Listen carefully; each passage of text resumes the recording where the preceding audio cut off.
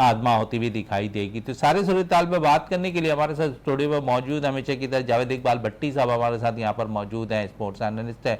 उनके साथ इकबाल मेमन साहब हमारे साथ यहाँ पर मौजूद है, स्पोर्ट्स एनालिस्ट, वो हमारे साथ यहाँ पर मौजूद हैं।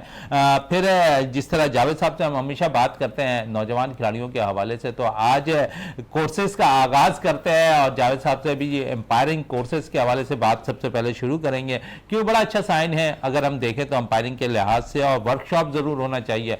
इस वर्कशॉप के अंदर जहां पर 59 जो है अंपायर शिरकत कर रहे हैं वर्कशॉप के अंदर, तो एक अच्छा साइन भी रहेगा।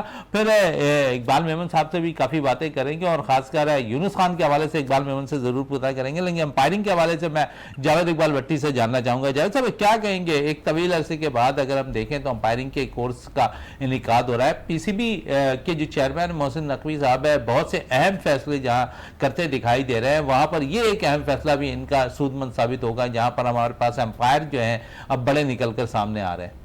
बहुत शुक्रिया मोइन भाई, जिस तरीके से आपने कहा है कि अंपायरिंग के हवाले से जो वर्कशॉप हो रही है, अंपायर वर्कशॉप जो है रेफरीज के हवाले से वर्कशॉप होगी, जिसको आपको पता है कि आसिफ याकूब और एहसन रजा जो है वो कंडक्ट करेंगे, और इसमें तकरीबन पूरे पाकिस्तान से 59 शुरा जो है वो इसमें शिरकत करेंगे। और आपको पता है कि बहुत ज़रूरी था, जिस तरीके से इंटरनेशनल क्रिकेट के हवाले से पूरी दुनिया में हमारी अंपायरिंग थी। एक टाइम ऐसा था जब हमारे मेन अंपायर जो थे भट्ट साहब, उनका डंका बजता था डार साहब का, तो इसलिए अब अंपायरिंग में हमारे दो ही, मेरे ख्याल एक एलिट पैनल में है और आईसीसी के इंटरनेशनल पैनल में सिर्फ 2 ही अंपायर हैं। तो ये बहुत अच्छा साइन है, क्योंकि तमाम अंपायर्स को जब आप एक वर्कशॉप मुनक्कद करेंगे तो वहाँ पे आपने ज़ाब्ता अखलाक हो गया, लिबास हो गया और क्रिकेट का जो साजो सामान हो गया, उस हवाले से फिर सबसे बढ़कर आपको पता है क्रिकेट में अब बहुत से ऐसे कानून हैं जो चेंज होने जा रहे हैं और नए कानून लागू हो रहे हैं। तो इन तमाम चीज़ों के बारे में हमारे जो अंपायर कोर्स करेंगे उनको ये मालूमात होना बहुत ज़रूरी है, क्योंकि आपको पता है कि अब बहुत ज़्यादा फैसले जो है ग्राउंड में अंपायर ने ही करने होते हैं, और अंपायर को सारी जब मालूमात होंगी तो वो जो है उससे अपने अंपायरिंग से इंसाफ कर सकेंगे। और ये बहुत अच्छा साइन है पीसीबी का, पाकिस्तान क्रिकेट बोर्ड का, कि उन्होंने जो है क्रिकेट के साथ साथ इस मामले को भी उजागर किया। और आज से जो है ये 31 जुलाई से आज से जो है ये वर्कशॉप शुरू हो रही है, और यकम से मेरे ख्याल 2 अगस्त तक जो है ये जारी रहेगी, और उसमें तमाम पूरे पाकिस्तान से जो अंपायर शिरकत करेंगे। ये हमारे क्रिकेट के लिए बहुत अच्छा है, क्योंकि आपको पता है आजकल अंपायर का फैसला हतमी और आखिरी होता है, और गो के रिव्यू का भी है, लेकिन जब तक अंपायर्स को इनके बारे में इल्म नहीं होगा, ये वर्कशॉप जो है उनके लिए बहुत ही फायदेमंद साबित होगी। और मैं ये समझता हूँ कि पाकिस्तान में काफी अरसा हो गया तो कोई ऐसी वर्कशॉप नहीं हुई, तो ये बहुत जरूरी थी हमारे। चले, वर्कशॉप जरूरी थी, तो दूसरी तरफ यूनुस खान भी बहुत कुछ कह रहा है। पिछले दिनों शाहिद खान आफरीदी बड़ा दबंग अंदाज में जो है अपना बयान कर रहे थे और मीडिया के सामने, तो वैसे ही आज यूनुस खान भी बड़े दबंग अंदाज में वक़ार यूनुस की हमायत में बातें करते दिखाई दिए हैं। क्या कहेंगे इकबाल साहब, जहां कह रहे हैं वक़ार यूनुस के हवाले से, यूनुस खान के वक़ार यूनुस का आना बोर्ड के अंदर खुशाइंद है, बहुत से अच्छे मामला वक़ार यूनुस करते हुए दिखाई दे रहे हैं। फिर ज़्यादातर अगर हम बात करें तो वहाँ पर वक़ार यूनुस जिस तरह काम करते रहे माजी में, और उन पर बड़ी तनकीद हुई है, खासकर सरफराज अहमद के हवाले से बहुत तनकीद हुई है उन पर। इकबाल साहब क्या कहेंगे, एक अच्छा साइन यूनुस खान तो दे रहे हैं, लेकिन दूसरी तरफ नेगेटिव अगर हम देखें तो वो खिलाड़ियों के साथ कुछ जाती भी करते नजर आए।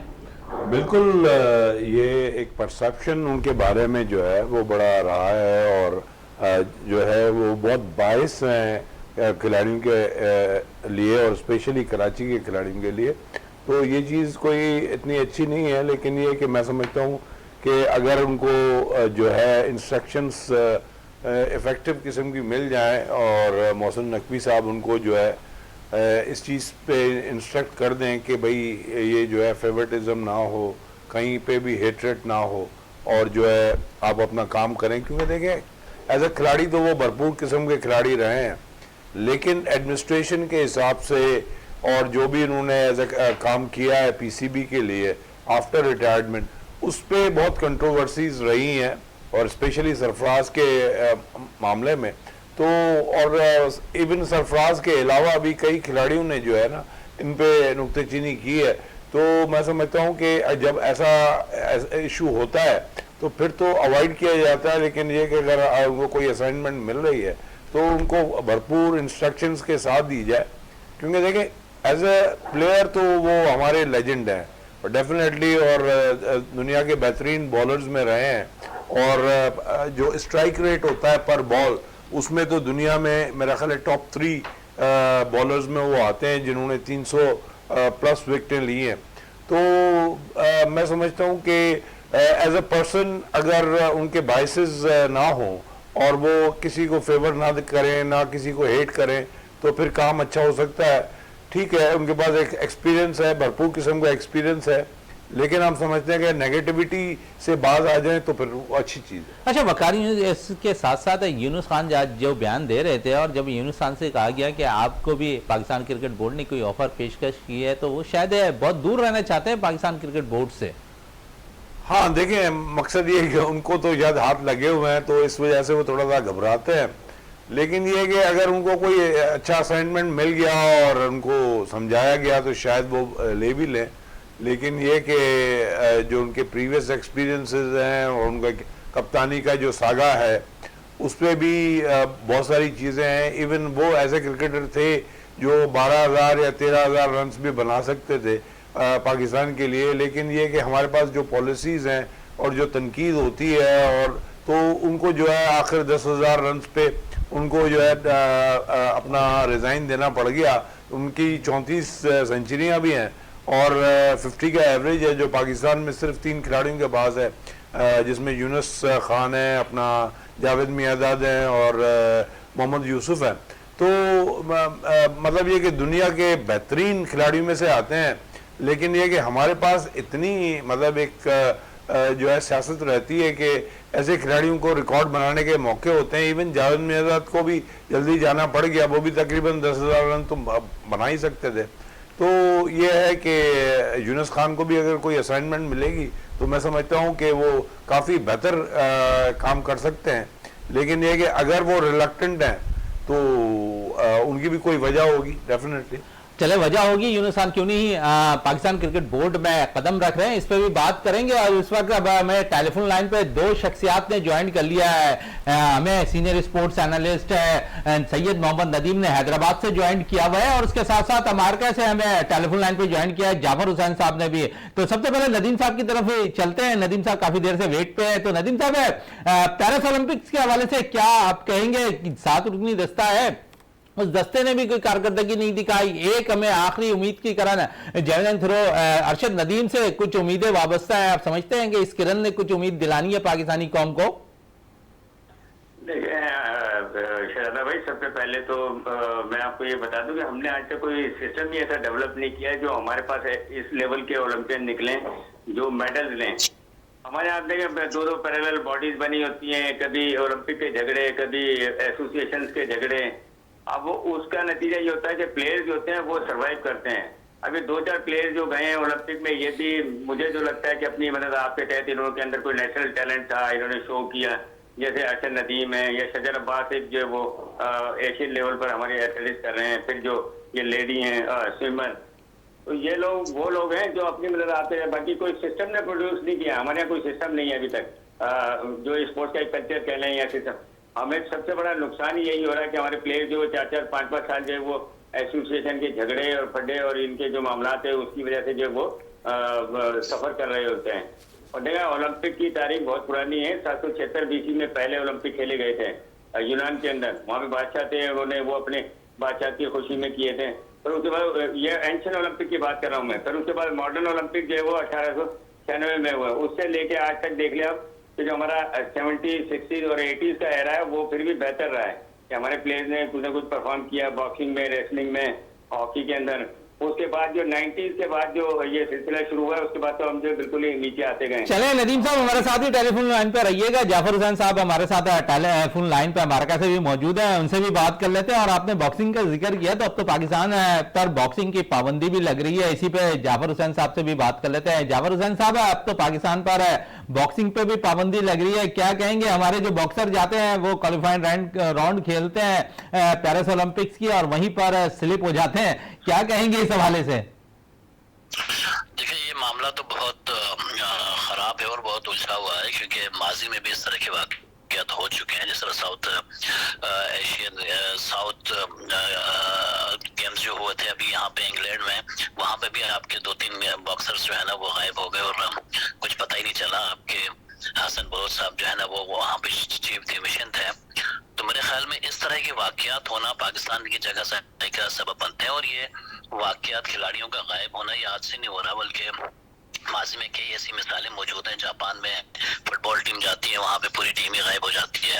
आपके अमेरिका में रग्बी की टीम आती है या बेसबॉल की टीम आती है, वो बिल्कुल गायब हो जाती है। तो इस तरह के वाक़यात जो है ना माजी में पाकिस्तान की हिस्ट्री में मिलते रहे। लेकिन यही बात है कि सन 1948 में जब कायद आज़म ने अपनी टीम भेजी थी ओलंपिक्स में, मेरे ख्याल में ये पाकिस्तान की जो बनने की ख्वाहिश थी और पाकिस्तान में खिलाड़ियों की जो एक परवान चढ़ने का एक रुझान था वो वहीं से बढ़ा था।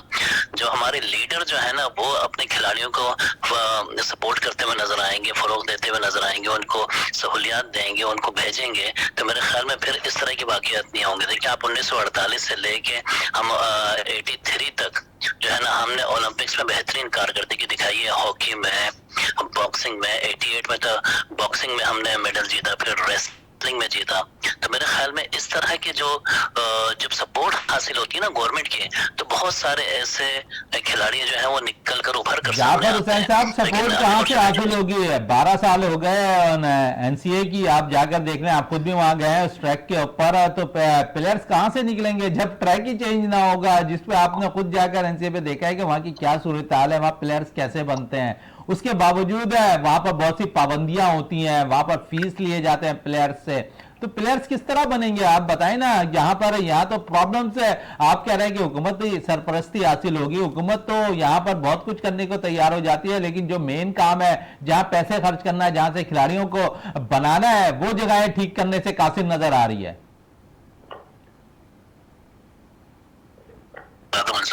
कि जब हुकूमत तवज्जो देती है ना किसी भी चीज पे, अभी उनकी पूरी तवज्जो सियासत पे, जब खेलों में तवज्जो देती है ना तब जाके कोई सपोर्ट हासिल होती है। अभी आप देख लें कि जो आप इंफ्रास्ट्रक्चर की बात कर रहे हैं, वापडा ने, पाकिस्तान आर्मी ने जो है ना वो अपने इलाकों में अपने जो उनके अपने जो अपनी जगहें हैं उनको उन्होंने बेहतर करके रखा हुआ, तो वहीं से खिलाड़ी निकल कर सामने आ रहे हैं।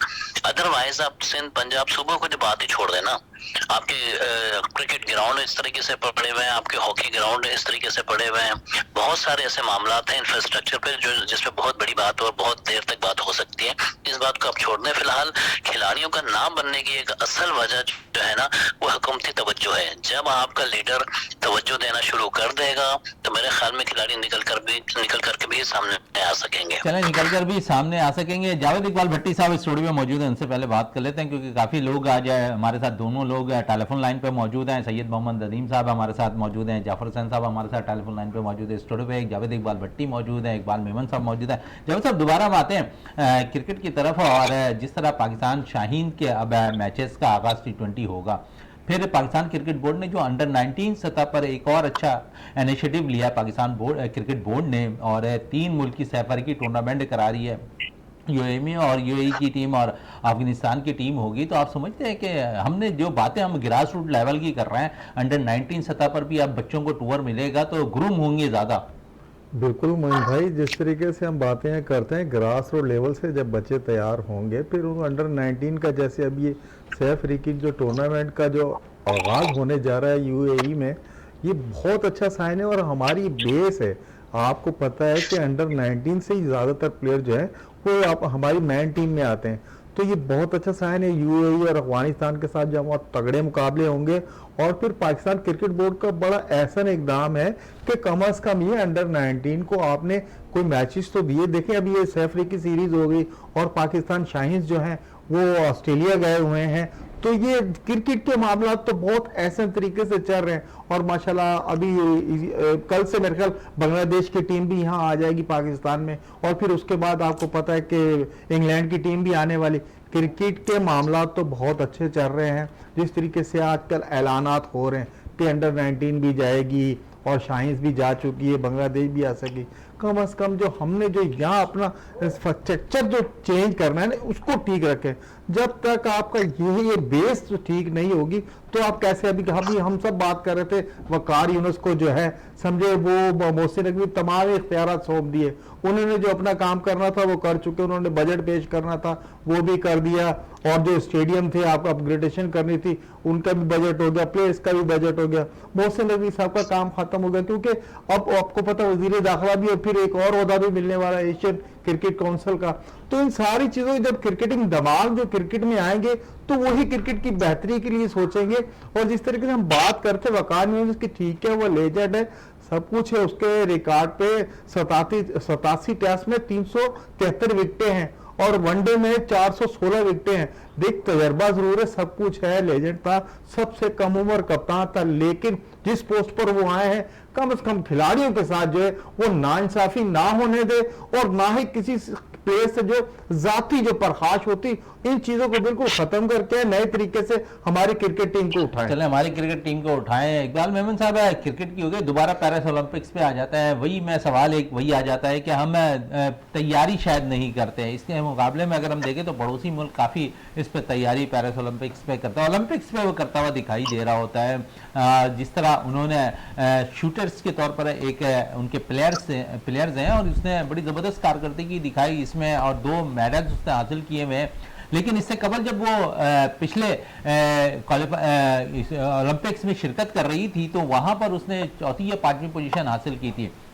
इंडिया ने दोबारा जाकर उसी प्लेयर्स पर मेहनत की और उस प्लेयर्स ने दोबारा जब 4 साल के बाद पेरिस ओलंपिक्स हो रहा है तो वहां पर उसी शूटर ने भारत के लिए 2 मेडल्स हासिल कर लिए। तो यहां तो मेहनत की, उस प्लेयर्स को बनाया दोबारा कि उसने क्या क्या गलतियां की थी, उस गलती को सुधारा और फिर जब दोबारा ओलंपिक्स में शिरकत के लिए भेजा तो उसने मेडल्स हासिल किए। हमारे मुल्क के अंदर ऐसा क्यों नहीं है? हमारे मुल्क के अंदर तो प्लेयर्स है, अगर 25 प्लेयर से किसी स्विमर्स में इवेंट हो रहा है उसमें शिरकत कर तो वो आखिरी नंबर पर आ रही होती हैं। देखें अपना शहजादा, हमारी जो सोसाइटी का जो फैब्रिक है ना उसके हिसाब से हमारे जो बेंचमार्क है ना वो बहुत नीचे हैं। हमारे बेंचमार्क उस ऑप्टिमम लेवल पे नहीं है जहाँ पे वो इंटरनेशनल जो खिलाड़ी हैं उनको देखा जाता है और उनकी ट्रेनिंग की जाती है। इवन क्रिकेट में नहीं है, क्रिकेट में भी नहीं है, इसी वजह से हम बहुत नीचे हैं क्रिकेट के हिसाब से भी। तो देखें स्पोर्ट्स में जो भी खिलाड़ी आपने जो जिक्र किया कि इंडिया की जो थी वो 6ठे नंबर पे थी और उसको उन्होंने इतनी ट्रेनिंग करवाई और इस लेवल पे लेके आ गए कि वो जो है उन्होंने जीत के दिखाया। तो देखें अब हमारे पास 2 मेरा ख्याल है वो है कपिल है जो पिस्टल में 14 नंबर पे आए हैं, बाकी हमारे पास कोई ऐसी कोई खास परफॉर्मेंस नहीं रही। तो हमारे पास मसला ये है कि जो भी इदारे हैं या people at the helm of the affairs जिनको भी ये मौका मिलता है गवर्नमेंट उनको देती है तो वो भी जो है खाना पूरी करते हैं और एक तैयारी करते हैं और टूर कर लेते हैं, वो उसी में खुश हैं। अच्छा, दूसरी बात यह है कि थोड़ी देर पहले आप जाफर साहब से बात कर रहे थे कि यहाँ से खिलाड़ी चले जाते हैं। अब देखें एक तो मुल्क के हालात, गुर्बत, और फिर हमारे पास इतना पैसा खिलाड़ियों को नहीं मिलता, उनका ब्रेड एंड बटर कुछ भी नहीं है। तो उनके जो गेम में स्पोर्ट्स में आने के जो मोटिव्स हैं ना वो भी यही है कि अगर हमें कहीं मौका मिल गया तो हम स्लिप हो जाएंगे। और देखिए पाकिस्तान उन ममालिक में से है जिनके बहुत सारे बच्चे स्पेशली पंजाब से वो किश्तियों के जरिए जो है यूरोप जाते हैं। तो स्पोर्ट्स में तो बड़ा आसान है, उनका खुद का खर्चा भी नहीं है और वहां गए और स्लिप हो गए। तो ये देखें उसमें कसूर उनका नहीं है, हमारे इकोनॉमिक कंडीशंस का है। हमारे अच्छा वो बच्चे ज्यादातर जो होते हैं ना वो गरीब घरों से होते हैं, उनको जब मौका मिलता है तो इकबाल साहब गरीब घराने से कहा जो ये बॉक्सर है अभी लास्ट जिसने पेरिस ओलंपिक्स क्वालिफाइंग राउंड में शिरकत कर रहा था और उसने नेवी से बाकायदा वो कर रहा है, फिर वहां रिप्रेजेंट कर रहा है, फिर इसके अलावा नेवी ने सारी चीजें उसे करके दी, फिर वो जाके वहां स्लिप हुआ। उससे कबल उसने पाकिस्तान के लिए नेशनल सतह पर टाइटल हासिल किया हुआ है। इसी पे मैं नदीम साहब से जरूर पूछना चाहूंगा। नदीम साहब जिस बॉक्सर के हवाले से मैं बात कर रहा हूँ वो माली तौर पर बड़ा मुस्तहकम है, लेकिन जब उसने अपना बयान दिया तो वहां वो कह रहा है कि मुझे माली तौर पर बहुत ज्यादा परेशानी थी जिसके बाई से मैं यहाँ पर स्टे कर रहा हूँ। देखें ऐसे तो फिर अगर हम दूसरे कंट्रीज को देखें, इथियोपिया है और युगांडा है, वो तो हमसे भी ज्यादा मतलब गुर्बत की, नाइजीरिया हो गया, ये बिल्कुल ये गरीब ममालिक पाकिस्तान से भी ज्यादा। और जैसे आपने जो बात की है बॉक्सर की, तो वो तो देखिए डिपार्टमेंट उनको पे देता है, मंथली पेमेंट होती है उनकी। तो पाकिस्तान नेवी की नुमाइंदगी कर रहे थे वो। वही ना, बापटा है, पाकिस्तान आर्मी है, पाकिस्तान नेवी है, ये तो खिलाड़ियों को बहुत ज्यादा फैसिलिटीज देते हैं। मतलब कितनी फैसिलिटीज देते हैं अपना इकबाल मेमन साहब पूछ रहे हैं कि कितनी फैसिलिटीज दे आप रहे हैं। मुझे बताएंगे कितनी फैसिलिटीज देते हैं? जो क्रिकेटर कमाते हैं क्या दूसरी गेम्स में दूसरे खिलाड़ी कमाते हैं? क्या पाकिस्तान नेवी या वापडा या पाकिस्तान आर्मी इतना ज्यादा देती है कि वो जो है इज्जत के साथ जो है जिंदगी गुजार सके? नहीं बिल्कुल, देखें अभी मैं पाकिस्तान वापडा से मैं खुद भी खेलता रहा हूँ, तो मैं उसकी मिसाल दूंगा कि अगर आप नेशनल चैंपियन होते हैं तो 1 स्टेप प्रमोशन हो जाती है। अब एक हैदर अली बॉक्सर थे हमारे, जिन्होंने कॉमनवेल्थ गेम में गोल्ड मेडल हासिल किया था, शायद शहजादा भाई आपको भी याद हो। वो 18वें स्केल के अंदर उनकी जॉब थी वापडा के अंदर, तो ऐसे ही प्रमोट होते होते जो है वो 18 स्केल में पहुंच गए थे। तो इनके साथ भी ऐसे ही है, जो डिपार्टमेंटल प्लेयर होते हैं इनका टीए होता है, इनका कैप्टन होता है, अगर क्रिकेटर के बराबर तो नहीं होता। जैसे आप कह रहे हैं कि उसकी स्पॉन्सरशिप, और क्रिकेट तो एक समझ लें वो खुद जो है जनरेट करते हैं, खुद ही स्पॉन्सर लाते हैं मीडिया राइट्स की मद में या दूसरी चीज़ों की मद में, और फिर ऐसे हेल्प करता है। पर आपको उस लेवल पर आना पड़ेगा। अगर कोई बॉक्सर है या फुटबॉल की टीम है, फुटबॉल देखिए दुनिया का सबसे महंगा खेल है, पर हमारे यहाँ जो है वो पूछते ही नहीं फुटबॉलर, तो शायद मुझे भी किसी एक आधे फुटबॉलर का ही नाम याद हो। तो मेरा पॉइंट ऑफ व्यू ये है कि अगर चले ठीक है इतना पैसा नहीं भी मिला तो एक कंफर्टेबल लाइफ गुजार सकते हैं। चले एक अच्छी जिंदगी जरूर गुजार सकते हैं। इसी पे जाफर हुसैन साहब से भी बात कर लेते हैं। जाफर साहब, इकबाल साहब कह रहे हैं कि वो फैसिलिटीज नहीं मिलती प्लेयर को, जबकि नदीम साहब कह रहे हैं कि फैसिलिटीज बहुत होती हैं, अपग्रेड्स हो जाता है अगर नेवी वापडा से वो खेल रहे होते हैं प्लेयर्स। तो यहाँ अगर जिस बॉक्सर की हम जिक्र कर रहे हैं वो तो ऑलरेडी पाकिस्तान नेवी की नुमाइंदगी कर रहा था। देखिए बात ये है कि ये खिलाड़ी का जो है गायब होना, और खासतौर पर बॉक्सिंग में आपने देखा है कितने पुअर इलाकों से जो है ना बॉक्सर्स निकलकर सामने आते हैं, और जिस मेहनत से वो अपने बॉक्सिंग लड़ रहे होते हैं वो सब आपके सामने, और जिस इंफ्रास्ट्रक्चर पे वो खेल रहे होते हैं वो सब आपके सामने। क्योंकि जब तक प्रोफेशनल बॉक्सिंग नहीं होती, जब तक खिलाड़ी प्रोफेशनल बॉक्सिंग में नहीं जाता जहाँ पैसा कमाना होता है, तब तक तो खिलाड़ी एमेचर्स में जो है ना वो परेशान ही रहता है, चाहे वो किसी भी डिपार्टमेंट से खेल रहा हो। एमेचर के बाद जब वो प्रोफेशनल में जाता है तब उसको जो है ना कोई कंपनीज वगैरह जो है ना वहाँ से उसको पैसा मिलना शुरू होता है। लेकिन बात यह है कि ये जो वाकयात रूनमा होते हैं, इन वाकयात में हकीकत क्या है? क्या आपका चीफ द मिशन या आपका कोच या आपका मैनेजर इसमें शामिल होता है? कौन है जाफर हुसैन साहब? अब तो बहुत सी चीजें आ जाती है, सारा ब्लेम जो है फेडरेशन के ऊपर उतारा जाता है। ऑब्वियसली देखिए, जब इस तरह के वाकयात होंगे तो फेडरेशन पे ही गुस्सा उतारा जाएगा ना, क्योंकि वही जिम्मेदार होती है, कोच जिम्मेदार होता है, मैनेजर जिम्मेदार होता है। क्या मैनेजर और कोच को नहीं मालूम होता है कि एक खिलाड़ी जो है ना इस तरह की वाकयात पाकिस्तान में बॉक्सिंग पे बैन है, आप समझते हैं सही लग रही है? फिर नहीं, मेरे ख्याल में बैन तो देखिए जाहिर सी बात है, जब इस तरह की वाकयात होंगे तो बैन तो लगेगा। आपकी जो इंटरनेशनल फेडरेशन है बॉक्सिंग की वो तो लगाएगी ना बैन। जब आपके इस तरह के वाकयात होंगे, खिलाड़ी जाएंगे खेले बगैर ही गायब हो जाएंगे और नॉमिनेशन जमा करवा देंगे, रिंग में नहीं उतरेंगे खिलाड़ी, तो पाकिस्तान के तो फिर नाम बदनाम ही होगा ना। और चलिए नाम बदनाम तो होगा, लेकिन कुछ नाम की उम्मीद है पाकिस्तान के सब्ज लाली परचम को उठाने की, और वो आखिरी उम्मीद की किरण है। अरशद नदीम साहब है जो पेरिस ओलंपिक्स में शिरकत कर रहा है। तो क्या समझते हैं कि कुछ जो उम्मीद की एक किरण नजर आ रही है, अरशद नदीम पूरा उतरेंगे? क्योंकि तमाम को तो फैसिलिटीज नहीं मिली प्लेयर्स को, लेकिन अरशद नदीम को तो वो सारी फैसिलिटीज भी मिली, वो सपोर्ट भी मिला, वो स्पॉन्सरशिप भी मिली, काफी अरसे से वो ट्रेनिंग भी करते रहे। अब तो पाकिस्तान के लिए वो कम अज कम पेरिस ओलंपिक्स में कुछ मेडल ला सकते हैं जेवलिन थ्रो में।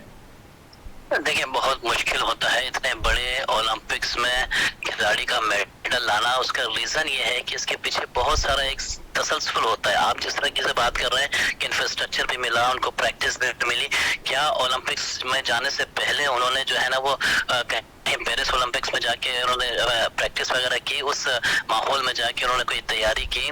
तो मेरे ख्याल में वहाँ पे उनको बहुत अच्छी बात है कि उनको जो है ना ईरान भेजा गया, उनको मुख्तलिफ जगहों पर प्रैक्टिस के लिए भेजा गया, उनको पूरा सारी चीज़ें दी, लेकिन उस इतना देने के बावजूद भी उस म्यार तक वो नहीं पूरे उतरेंगे। उसका रीज़न ये है कि ओलंपिक्स एक बड़ा इवेंट है। ओलंपिक्स में जो है ना पूरी दुनिया के एथलीट आते हैं, और जेवलिन थ्रो में तो आपको पता है कि पाकिस्तान बेहतर कारकर्दगी एशियन लेवल पे कॉमनवेल्थ गेम्स में दिखा चुका है, लेकिन ओलंपिक्स में दिखाना जरा मुश्किल होता है। ओलंपिक्स में चले दिखाना थोड़ा सा क्योंकि- मुश्किल होता दिखाई दे रहा है जाफर हुसैन साहब, थोड़ा सा टाइम कम है। और आखिरी क्योंकि आप यूनुस खान के साथ है, काफी वक्त आपने गुजारा है, जब 2009 में भी ट्रॉफी हासिल की थी और उस वक्त भी आप साथ थे।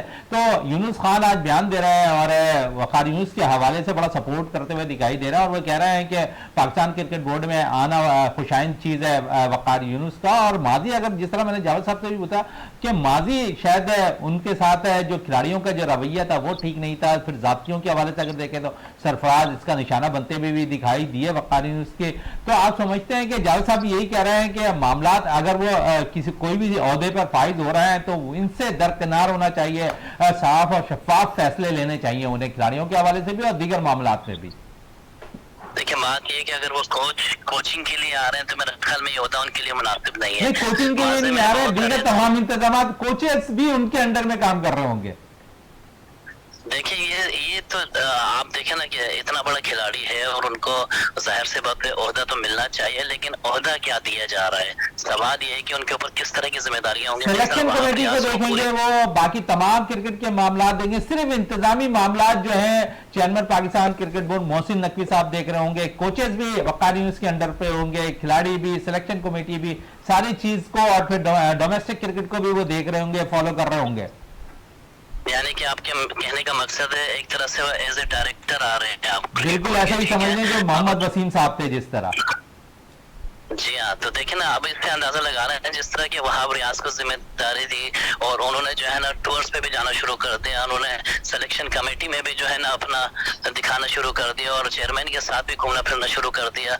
तो मेरे ख्याल में यही जिम्मेदारी डायरेक्टर वकार यूनुस साहब की भी होगी। और वकार यूनुस का माजी में बड़ा तख्त तजर्बा रहा है उनके साथ खिलाड़ियों का, और जितने भी मैंने उनकी जो कोचिंग का दौर था वो भी बड़ा भयानक था। इसके अलावा उनके जो खास तौर पे टीम के अंदर जितने मुखालफीन पैदा हो गए थे, क्योंकि एक खिलाड़ी का कोच बनना तो बड़ा नुकसानदेह साबित हुआ, लेकिन एज ए डायरेक्टर उनका क्या रोल होता है, वो किस तरीके से डायरेक्टर क्या रोल होता है, किस तरह वो देख रहे होते हैं, इस पे जरूर है आपसे किसी और प्रोग्राम में जरूर आपसे बात करेंगे। और साथ साथ क्योंकि मैंने खासकर आपसे यही पूछा था यूनुस खान के हवाले से कि यूनुस खान खुशाइन करार दे रहे हैं इस फैसले को पाकिस्तान क्रिकेट बोर्ड के, सिर्फ यूनुस खान के हवाले से एक जुमले में हमें बता दें। देखिए, यूनुस खान साहब ने कभी किसी की बुराई या कभी किसी के खिलाफ कोई भी बात नहीं की। अगर वो सपोर्ट कर रहे हैं तो उनका अपना वर्जन है, लेकिन जो फील्ड पे जितने आपके क्रिकेटर हैं, जिस तरह शाहिद आफरीदी वगैरह जो पीसीबी में आना जाना उनका लगा रहता है और किसी न किसी वजह से वो इन रहते हैं, तो वो उनका एक अलग बयान होता है। आप देख लीजिए जिस तरीके से क्योंकि यूनुस खान जो है ना वो हो सकता है कि लाइन में हो और उनका जो है ना रोल हो सकता है चले रोल हो सकता है कि पाकिस्तान क्रिकेट बोर्ड में आ जाएं वो भी, लेकिन आज जब उनसे सवाल हुआ कि आप भी पाकिस्तान क्रिकेट बोर्ड ने कोई ऑफर किए तो उन्होंने तो खैर मना कर दिया। लेकिन चले यूनुस खान जैसे क्रिकेटर्स अगर बोर्ड में आएंगे तो बहुत कुछ बेहतर होता हुआ क्रिकेट बोर्ड के अंदर नजर आएगा। जाफर हुसैन साहब आपका बहुत बहुत शुक्रिया, अमेरिका से हमारे साथ टेलीफोन लाइन पे मौजूद थे। जाफर साहब बहुत शुक्रिया मैंने स्पोर्ट्स में टाइम देने का। और जावेद साहब की तरफ चलते हैं। जावेद साहब कह रहे हैं कि मामला तो बहुत कुछ सही होते दिखाई देंगे, क्योंकि अगर कोचेस की हैसियत से तो बड़ी तनकीद हुई है उन पे, और जिस तरह डायरेक्टर की हैसियत से अगर काम करेंगे तो वो तो आने वाला वक्त ही बताएगा कि किस तरह काम करते हुए दिखाई देंगे वकार यूनुस।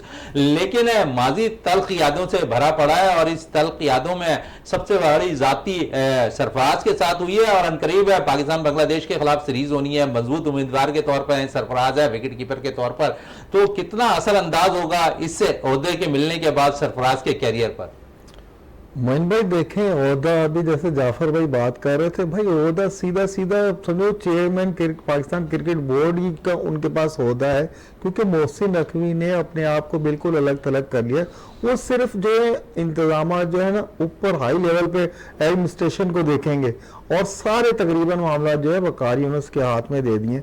अब देखें जो पहली असाइनमेंट जो वकार यूनुस की होगी बांग्लादेश के खिलाफ जो सीरीज में टीम का अनाउंसमेंट होगी, वहीं आपको पता चल जाएगा कि उनके खद्दोखाल वहीं से निकल आएंगे कि वकार यूनुस जो है किस ट्रैक पर जा रहे हैं, किस तरीके से उन्होंने ये टीम सिलेक्ट की है। पहला इम्तिहान तो उनका बिल्कुल सर पे तैयार है, वहीं से आप अंदाजा कर लेंगे। लेकिन ये कि जिस तरीके से यूनुस खान की बात कर रहे हैं और जाफर भाई कह रहे थे, हर प्लेयर के अपने अपने मामलात होते हैं, बिल्कुल अपना विजन होता है, उस हिसाब से वो बयान देते हैं। जैसे शाहिद अफरीदी जो आपको पता हो तो खुल के बात कर लेते हैं, बकाया कई प्लेयर ऐसे हैं जो अपने बिल्कुल दायरे के अंदर ही बात करते हैं। तो ये बहुत अच्छा साइन होगा जब आप पहले टेस्ट के लिए टीम अनाउंस करेंगे।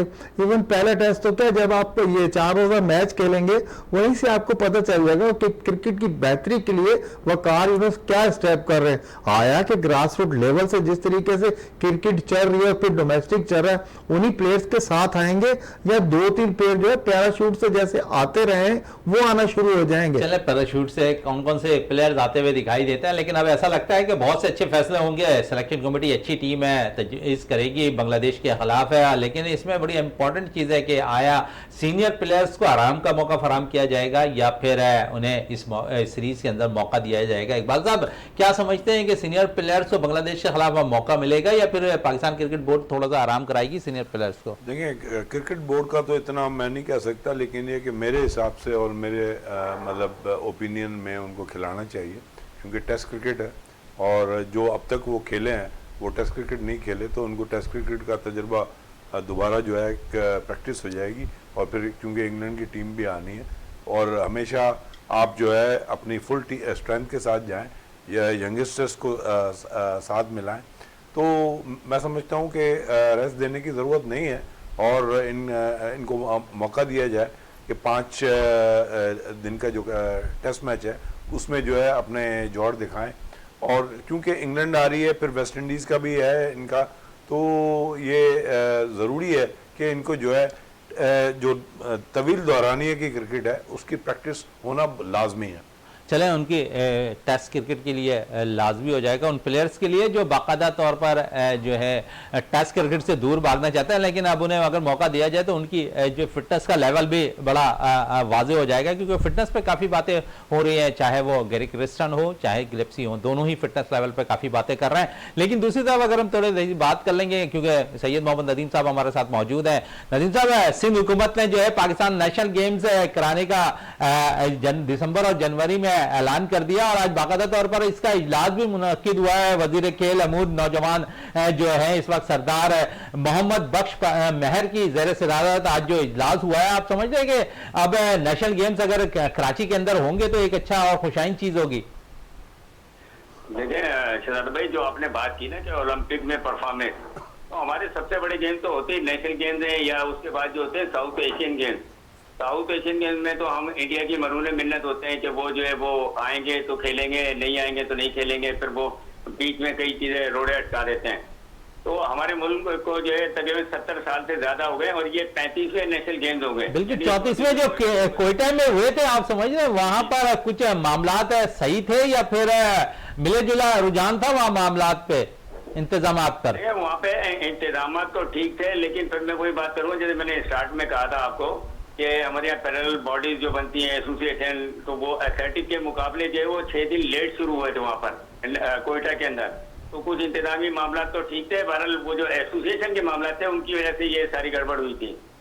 अब देखिए, मैं आपको मिसाल दूं कि गवर्नमेंट ऑफ सिंध ने जो sports and youth affair department है उसने पब्लिक स्कूल में एक ट्रॉटर ट्रैक लगाया, पूरा स्पोर्ट्स विलेज ही बनाया तकरीबन। वहाँ पे जो हॉकी भी है, फुटबॉल भी है और स्क्वॉश का भी है, लेकिन वहाँ कोई आम आदमी जाकर खेल नहीं सकता। वहाँ सिर्फ पब्लिक स्कूल जो है उसने डोमिनेट किया हुआ है। अब उनको पैसे दो या उनसे इजाजत लो तो वो बड़ा मुश्किल मरहला हो जाता है।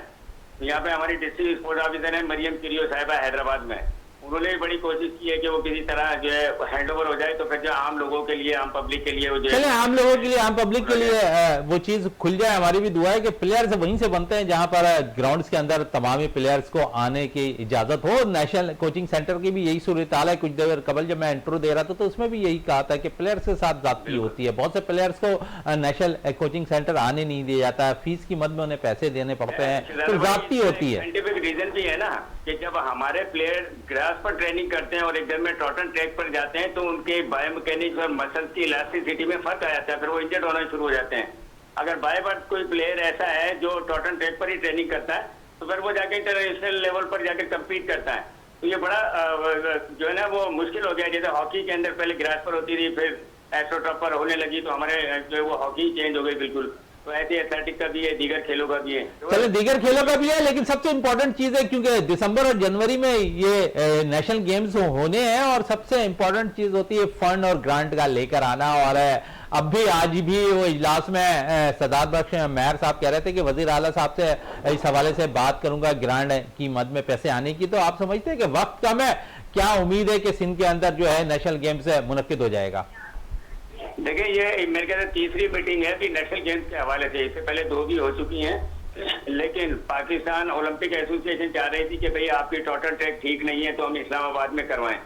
तो मैं ये कहूंगा कि आप जो कुछ इवेंट हैदराबाद में कर दें, यहाँ पे टोटल ट्रैक जो है वो नया लगा हुआ है। कुछ जो है एनईडी में भी हो सकता है, एनईडी यूनिवर्सिटी कराची में भी टोटल ट्रैक नया लगा है। तो ये इनके मोहम्मद वक्स महर साहब की ख्वाहिश है कि वो सिंध में कराएं। स्टेप होगा सिंध के प्लेयर्स के लिए। चले नदीम साहब, आपका बहुत बहुत शुक्रिया विनेस स्पोर्ट्स में टाइम देने का, और इस वक्त टाइम बहुत शॉर्ट है। और इकबाल मेमन साहब आपका भी बहुत बहुत शुक्रिया, जावेद इकबाल भट्टी साहब आपका भी बहुत बहुत शुक्रिया। प्रोग्राम का अख्ताम करते हैं इस दुआ के साथ कि पाकिस्तान में खेल और खिलाड़ी तरक्की करते रहें और पाकिस्तान का सब जिलाली परचम दुनिया भर में रोशन रहे। इसी के साथ अपने मेजबान शहजादा मोइन को इजाजत दें। पाकिस्तान जिंदाबाद।